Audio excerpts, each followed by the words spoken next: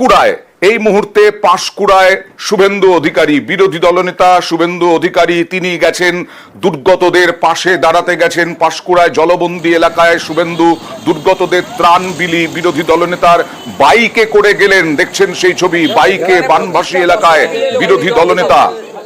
কথা বলবো প্রতিনিধি সুজিতের সঙ্গে। সুজিত, ত্রাণ নিয়ে গেলেন শুভেন্দু, কোন কোন এলাকায় গেলেন, সেখানকার কি অবস্থা? অবস্থা বলা যায় যে পাঁশকুড়া এলাকার যে অবস্থা, ব্লক কিংবা পঞ্চায়েত কিংবা পৌর এলাকা সবটাই কিন্তু বলা যায় বেশিরভাগ অঞ্চল জলের তলায়, যেটা আমরা দিনের পর দিন খবর দেখাচ্ছি। গতকাল এসেছিলেন রাজ্যের মুখ্যমন্ত্রী এই পাঁশকুড়ায়, সেখানেই দেখা গেল 24 ঘন্টার মধ্যে শুভেন্দু অধিকারী এলেন এবং তিনি বাইকে চেপে ভেতর অংশে ঢুকেছেন এবং সেখানে গিয়ে তিনি কিন্তু যে বানভাসী এলাকার মানুষ তাদের সঙ্গে কথা বলেছেন, তাদের পাশে অভাব অভিযোগ শুনেছেন। তার যে টিম, শুভেন্দুর যে টিম, তারা এই বানভাসী এলাকায় ত্রাণ বিলি করছেন, খাবার বিলি করছেন, তারাও সঙ্গে আছেন, তারাও বিলি করছেন।